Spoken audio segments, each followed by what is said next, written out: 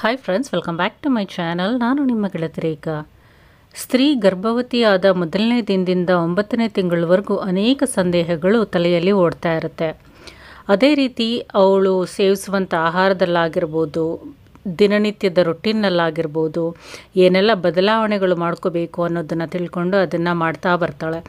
ಅದೇ ರೀತಿ ನಾವು ಕೂತ್ಕೊಳ್ಬೇಕಾದ್ರೆ ಅಥವಾ ಮಲಗಬೇಕಾದ್ರೆ ಅಥವಾ ಓಡಾಡಬೇಕಾದ್ರೆ ಕೆಲವೊಂದು ಬದಲಾವಣೆಗಳನ್ನು ಮಾಡ್ಕೊಳ್ದೇ ಇದ್ದರೆ ಗರ್ಭದಲ್ಲಿರುವಂಥ ಮಗುಗೆ ಅಸೌಕರ್ಯ ಅಂದರೆ ಅನ್ಕಂಫರ್ಟಬಲ್ ಫೀಲ್ ಆಗುತ್ತೆ. ಆ ಒಂದು ಕೆಲಸಗಳು ಯಾವುದು, ಯಾವ ಬದಲಾವಣೆಯನ್ನು ಮಾಡಿಕೊಂಡ್ರೆ ಮಗು ಕಂಫರ್ಟಬಲ್ ಆಗಿ ಇರುತ್ತೆ, ಗರ್ಭಿಣಿ ಸ್ತ್ರೀ ಆರೋಗ್ಯವಾಗಿ ಇರ್ತಾಳೆ ಅನ್ನೋದನ್ನು ನೋಡೋಣ. ಗರ್ಭವತಿ ಸ್ತ್ರೀ ಈ ರೀತಿ ಕುಳಿತುಕೊಳ್ಳೋದ್ರಿಂದ ಮಗುಗೆ ತುಂಬಾ ಅನ್ಕಂಫರ್ಟಬಲ್ ಆಗಿ ಇರುತ್ತೆ. ಅದ್ರ ಜೊತೆಗೆ ಗರ್ಭಿಣಿ ಸ್ತ್ರೀಯೂ ಕೂಡ ಅನೇಕ ತೊಂದರೆಗಳಿಗೆ ಸಿಲುಕೋಬೇಕಾಗತ್ತೆ. ಹೊಟ್ಟೆ ಭಾಗ ಒತ್ತುಕೊಳ್ಳುವಂತೆ ಅಂದರೆ ಪ್ರೆಸ್ ಆಗೋ ರೀತಿ ಯಾವುದೇ ಕಾರಣಕ್ಕೂ ಹೊಟ್ಟೆ ಭಾಗವನ್ನು ಕಾಲತ್ರ ತೊಗೊಂಬಂದು ಅಥವಾ ಹೊಟ್ಟೆ ಭಾಗಕ್ಕೆ ಪ್ರೆಷರ್ ಬೀಳೋ ರೀತಿ ಪೋಶ್ಚರಲ್ಲಿ ನೀವು ಯಾವುದೇ ಕಾರಣಕ್ಕೂ ಕುಳಿತುಕೋಬಾರ್ದು. ಹೀಗೆ ಕುಳಿತುಕೊಳ್ಳೋದ್ರಿಂದ ಗರ್ಭದಲ್ಲಿರುವ ಮಗುಗೆ ತುಂಬ ಅನ್ಕಂಫರ್ಟಬಲ್ ಫೀಲ್ ಆಗುತ್ತೆ. ಜೊತೆಗೆ ಗರ್ಭಿಣಿ ಸ್ತ್ರೀಗೂ ಸಹ ಬ್ಯಾಕಲ್ಲಿ ಪೇಯ್ನ್ ಅನ್ನೋದು ಸ್ಟಾರ್ಟ್ ಆಗುತ್ತೆ, ಲೋಯರ್ ಬ್ಯಾಕ್ ಸಮಸ್ಯೆಗಳು ಉಂಟಾಗುತ್ತೆ. ಅದ್ರ ಜೊತೆಗೆ ಗರ್ಭಿಣಿ ಸ್ತ್ರೀ ಒಂದು ಕಾಲ ಮೇಲೆ ಇನ್ನೊಂದು ಕಾಲನ್ನು ಹಾಕ್ಕೊಂಡು ಕುಳಿತುಕೋಬಾರ್ದು. ಇದರಿಂದ ಗರ್ಭದಲ್ಲಿರುವಂಥ ಮಗುಗೂ ಸಹ ಕೆಲವೊಂದು ಅನ್ಕಂಫರ್ಟಬಲ್ ಫೀಲ್ ಆಗುತ್ತೆ. ಅದ್ರ ಜೊತೆಗೆ ನಿಮ್ಮ ಪೆಲ್ವಿಕ್ ಏರಿಯಾದಲ್ಲಿ ಪ್ರೆಷರ್ ಅನ್ನೋದು ಉಂಟಾಗುತ್ತೆ. ಅದ್ರ ಜೊತೆಗೆ ಹೊಟ್ಟೆ ಭಾಗದಲ್ಲಿರುವ ಕೆಲವೊಂದು ಮಸಲ್ಸ್ ಅಥವಾ ಬೋನ್ಸ್ ಆಗಿರ್ಬೋದು ಪ್ರೆಷರ್ಗೆ ಸಿಲುಕುತ್ತೆ ಗರ್ಭಿಣಿ ಸ್ತ್ರೀಯರಲ್ಲಿ. ಈ ರೀತಿಯೂ ಸಹ ಗರ್ಭಿಣಿ ಸ್ತ್ರೀಯರು ಯಾವುದೇ ಕಾರಣಕ್ಕೂ ಕುಳಿತುಕೋಬಾರ್ದು. ಯಾವಾಗಲೂ ಬೆನ್ನು ಮೂಳೆ ಅನ್ನೋದು ಸ್ಟ್ರೈಟ್ ಆಗಿರೋ ರೀತಿ ನೀವು ನೋಡಿಕೊಂಡು ಕಂಫರ್ಟಬಲ್ ಆಗಿ ಕೂತ್ಕೋಬೇಕಾಗತ್ತೆ. ಇನ್ನು ಸ್ಲೈಡಿಂಗ್ ಚೇರ್ಸ್ ಅಥವಾ ಸೋಫಾಗಳಲ್ಲಿ ಯಾವುದೇ ಕಾರಣಕ್ಕೂ ಗರ್ಭಿಣಿ ಸ್ತ್ರೀಯರು ಕುಳಿತುಕೋಬಾರ್ದು. ಈ ರೀತಿ ಆಸನಗಳಲ್ಲಿ ಕುತ್ಕೊಳ್ಳೋದ್ರಿಂದ ಗರ್ಭದಲ್ಲಿರುವ ಮಗುವಿಗೂ ನಿಮ್ಮ ಬೆನ್ನು ಮೂಳೆಗೂ ಪ್ರೆಷರ್ ಅನ್ನೋದು ಉಂಟಾಗುತ್ತೆ. ಇನ್ನು ಕಡಿಮೆ ಎತ್ತರ ಇರುವಂಥ ಸ್ಟೂಲ್ಗಳಾಗಿರ್ಬೋದು ಅಥವಾ ಬೀನ್ ಬ್ಯಾಗ್ಸ್ ಆಗಿರ್ಬೋದು ಆ ರೀತಿ ಆಸನಗಳಲ್ಲಿ ಕುಳಿತುಕೋಬಾರ್ದು. ಅಲ್ಲಿಂದ ಏಳಬೇಕಾದ್ರೆ ಸ್ವಲ್ಪ ಪ್ರೆಷರ್ ಅನ್ನೋದು ಆಗುತ್ತೆ.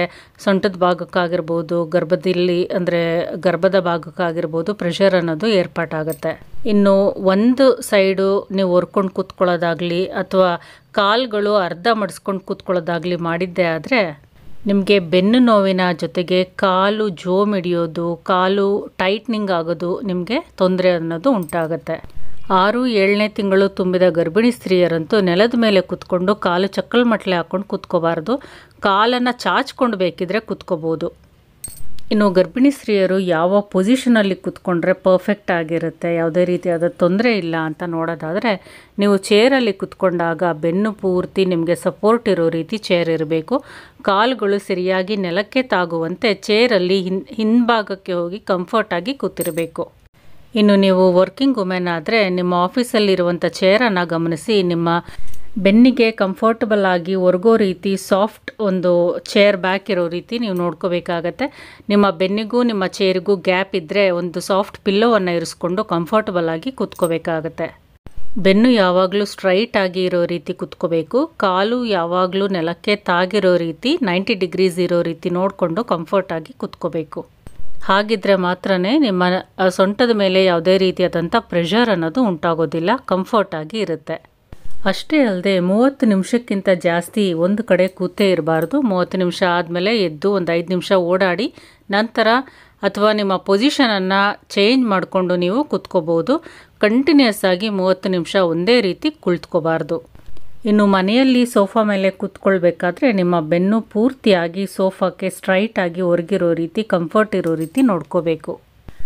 ನೀವು ಪೂರ್ತಿಯಾಗಿ ಸ್ಟ್ರೈಟಾಗಿ ಕುಳಿತುಕೊಳ್ಳದೇ ಇದ್ದರೂ ಸ್ವಲ್ಪ ಹಾಫ್ ಸ್ಲೀಪಿಂಗ್ ಪೊಸಿಷನಲ್ಲಿ ಕೂತ್ಕೊಂಡ್ರೂ ಸಹ ಬೆನ್ನು ಸ್ಟ್ರೈಟ್ ಆಗಿರೋ ರೀತಿ ನೋಡಿಕೊಂಡು ನೀವು ಕಂಫರ್ಟಾಗಿ ಕೂತ್ಕೋಬೇಕು. ಅದ್ರ ಜೊತೆಗೆ ನೀವು ಕೂತ್ಕೊಳ್ಬೇಕಾದ್ರೆ ನಿಮ್ಮ ಕಾಲುಗಳ ಮಧ್ಯ ಸ್ವಲ್ಪ ಗ್ಯಾಪ್ ಇರೋ ರೀತಿ ಕೂತ್ಕೋಬೇಕು. ಹಾಗಿದ್ರೆ ನಿಮ್ಮ ಪೆಲ್ವಿಕ್ ಏರಿಯಾಗೆ ಯಾವುದೇ ಪ್ರೆಷರ್ ಅನ್ನೋದು ಬೀಳೋದಿಲ್ಲ. ಇನ್ನು ಕೂತ್ಕೋಬೇಕಾದ್ರೆ ಏಳಬೇಕಾದ್ರೆ ಸಡನ್ನಾಗಿ ಕೂತ್ಕೊಳ್ಳೋದು, ಸಡನ್ನಾಗಿ ಏಳೋದು ಆ ರೀತಿ ಮಾಡದೆ ಸಾವಧಾನವಾಗಿ ಪೇಷನ್ಸಿಂದ ಕೂತ್ಕೊಂಡು ನಿಧಾನಕ್ಕೆ ಏಳೋ ರೀತಿ ನೀವು ಅಭ್ಯಾಸವನ್ನು ಮಾಡ್ಕೋಬೇಕು. ಇನ್ನು ಕೆಳಗಡೆ ನೆಲದ ಮೇಲೆ ಕೂತ್ಕೊಳ್ಳೋದಿದ್ರೆ ನೀವು ಒಂದು ಸಪೋರ್ಟನ್ನು ಇಟ್ಕೊಂಡು ಕೂತ್ಕೋಬೇಕು. ಸಪೋರ್ಟನ್ನು ಇಟ್ಕೊಂಡೆ ನೀವು ಮೇಲೆ ಏಳಬೇಕು. ಕೆಳಗಡೆ ಕುತ್ಕೋಬೇಕಾದ್ರೂ ಅಷ್ಟೇ ನಿಮ್ಮ ಬೆನ್ನಿಗೆ ಒಂದು ಸಪೋರ್ಟ್ ಇರೋ ರೀತಿ ಅಥವಾ ಬೆನ್ನು ಸ್ಟ್ರೈಟ್ ಆಗಿರೋ ರೀತಿ ಕುತ್ಕೊಂಡ್ರೆ ತುಂಬಾ ಒಳ್ಳೆಯದು. ನೀವು ಕೆಳಗಡೆ ಕುತ್ಕೊಂಡು ವ್ಯಾಯಾಮ ಒಂದು ಮೆಡಿಟೇಷನನ್ನು ಮಾಡಿಕೊಂಡ್ರೆ ಖಂಡಿತವಾಗ್ಲೂ ಪೀಸ್ಫುಲ್ ಆಗಿ ಇರುತ್ತೆ, ಯೂಸ್ಫುಲ್ ಆಗು ಸಹ ಇರುತ್ತೆ. ಇನ್ನು ಮಲಗಿರೋ ಪೊಸಿಷನಲ್ಲಿ ನೀವು ಯಾವುದೇ ಕಾರಣಕ್ಕೂ ನೇರವಾಗಿ ಜಾಸ್ತಿ ಹೊತ್ತು ಮಲಗಬಾರ್ದು. ಯಾವುದಾದ್ರೂ ಒಂದು ಸೈಡು ತಿರುಗಿ ಮಲಗಿರಬೇಕು. ಆದಷ್ಟು ಲೆಫ್ಟ್ ಸೈಡು ತಿರುಗಿ ಮಲಗಿದ್ರೆ ಬೇಬಿಗೆ ತುಂಬ ಒಳ್ಳೆಯದು.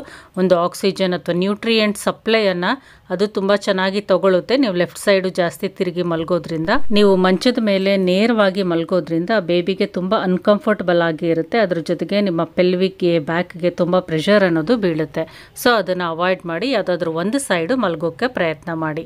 ಸೊ ಗರ್ಭಿಣಿ ಸ್ತ್ರೀಯರು ಈ ರೀತಿ ಚಿಕ್ಕ ಒಂದು ಬದಲಾವಣೆಗಳನ್ನು ಮಾಡಿಕೊಂಡ್ರೆ ಗರ್ಭದಲ್ಲಿರುವಂಥ ಮಗುಗೂ ಸಹ ಕಂಫರ್ಟ್ ಆಗಿರುತ್ತೆ. ನಿಮಗೂ ಯಾವುದೇ ರೀತಿಯಾದಂಥ ಬೆನ್ನಿಗೆ ಪ್ರೆಷರ್ ಅನ್ನೋದು ಇರೋದಿಲ್ಲ. ಕಂಫರ್ಟಬಲ್ ಆಗಿ ಇರ್ತೀರ. Thank you for watching. Take care.